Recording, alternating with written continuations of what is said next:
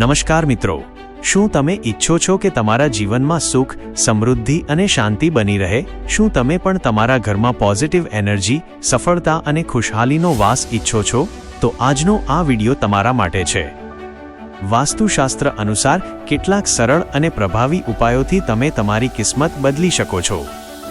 અમે લાવ્યા છીએ તમારા માટે 36 એવી અચૂક અને અસરકારક વાસ્તુ ટિપ્સ, જે ન માત્ર તમારા ઘરનું વાતાવરણ બદલી દેશે, પરંતુ તમારા જીવનમાં પણ ચમત્કારિક પરિવર્તન લાવી શકે છે। આ જાદુઈ વાસ્તુ ટિપ્સ અપનાવીને તમારી આર્થિક સ્થિતિ, સ્વાસ્થ્ય અને વ્યક્તિગત જીવનમાં પણ અદ્ભુત સુધાર આવશે। તો ચાલો મોડું કર્યા વગર જાણીએ એ 36 ખાસ વાસ્તુ ટિપ્સ જે રાતોરાત તમારા જીવનને બદલી શકે છે।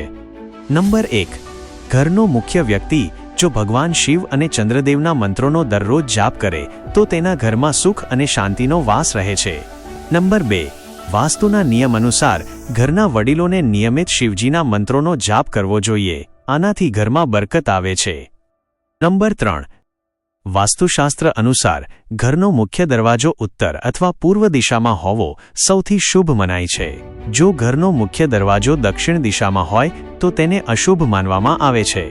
નંબર 4, વાસ્તુ અનુસાર જો ઈશાન ખૂણા ઉત્તર પૂર્વમાં રસોઈઘર હોય તો તે રસોઈઘરની અંદર ગેસ ચૂલો અગ્નિ ખૂણામાં રાખો અને રસોઈના ઈશાન ખૂણામાં સ્વચ્છ વાસણમાં પાણી ભરીને રાખો।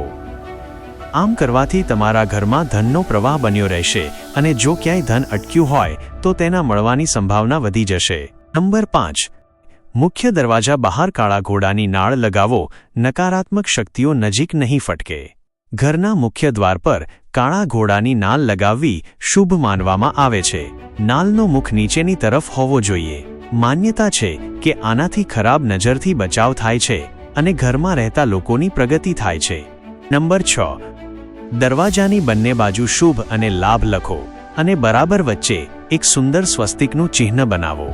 આ માત્ર સજાવટ નથી, આ એક સકારાત્મક ઉર્જાનો પ્રવેશ દ્વાર છે। આવું કરવાથી સમાજમાં માત્ર માન સન્માન જ નથી વધતું, પરંતુ વેપાર અને ધંધાને પણ એક નવી ગતિ મળે છે। નંબર 7, ઘરમાં ઘડિયાળ લગાવતી વખતે હંમેશા દિશાનું ધ્યાન રાખો। ઘડિયાળ હંમેશા ઉત્તર કે પૂર્વ દિશાની દિવાલ પર લગાવો।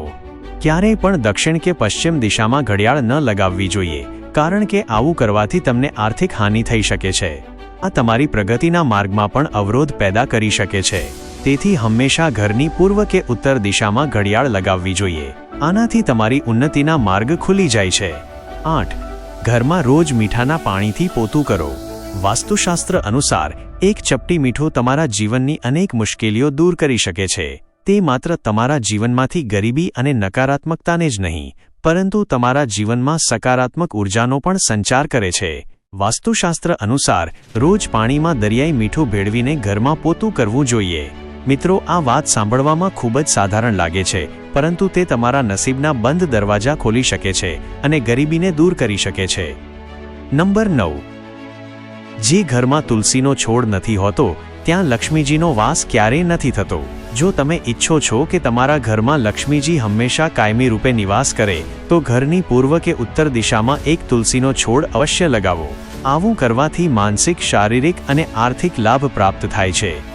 નંબર 10, જો ઘરના કોઈ રૂમમાં બીમ બન્યો હોય તો એ ધ્યાન રાખવા જેવી વાત છે કે બીમની નીચે ક્યારેય પણ પલંગ ન લગાવો। આનાથી ઘરમાં નકારાત્મકતા વધે છે। આવા સમયે એ કોશિશ કરો કે બીમવાળી જગ્યા પર ન તો ત્યાં બેસો અને ન તો સૂવો।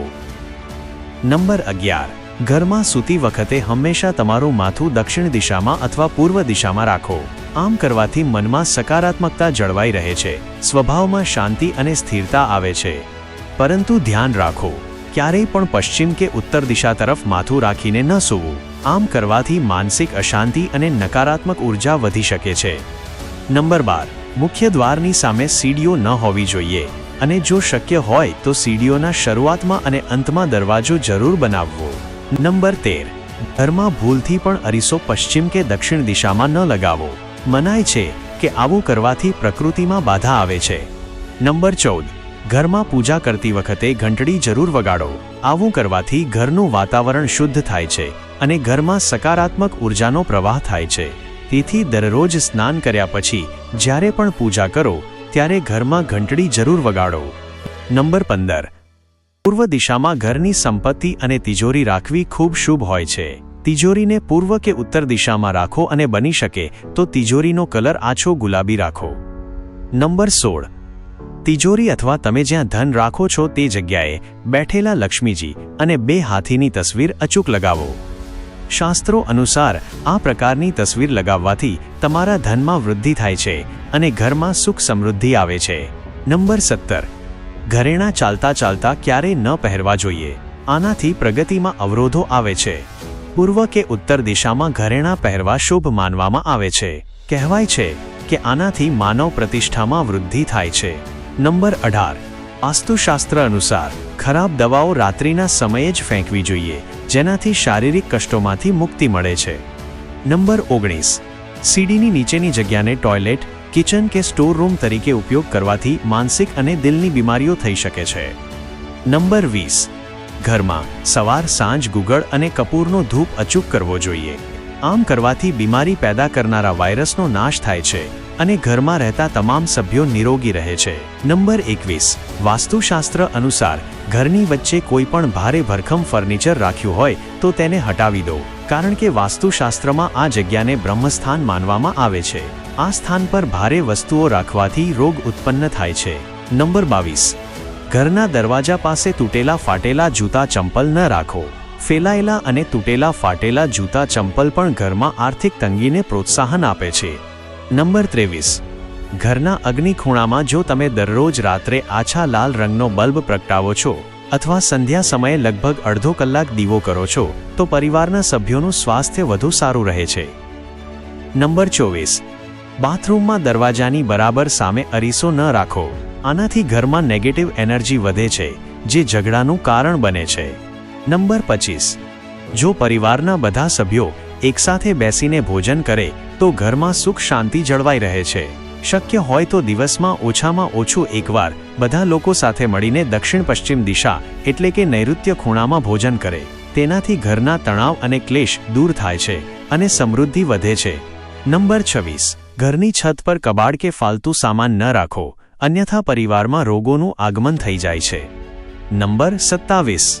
વાસ્તુશાસ્ત્ર અનુસાર જો તમે તમારા બેડરૂમમાં જૂની અને નકામી વસ્તુઓ ભેગી કરીને રાખો છો, જેવી કે બંધ પડેલી ઘડિયાળો કે કોઈ પણ ખરાબ ઇલેક્ટ્રોનિક સામાન, તો હવે આ આદતને બદલવાનો સમય આવી ગયો છે. આવી વસ્તુઓ નકારાત્મક ઉર્જાને આકર્ષિત કરે છે, જેનાથી ઘરનું વાતાવરણ ભારે અને અશાંત બની જાય છે.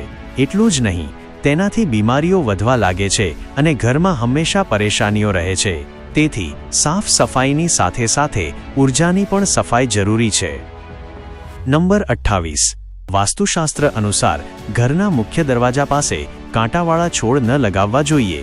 એવું માનવામાં આવે છે કે આ છોડ નકારાત્મક ઉર્જા આકર્ષે છે અને ઘરમાં અશાંતિ તથા બીમારીઓને પ્રોત્સાહન આપે છે. નંબર 29.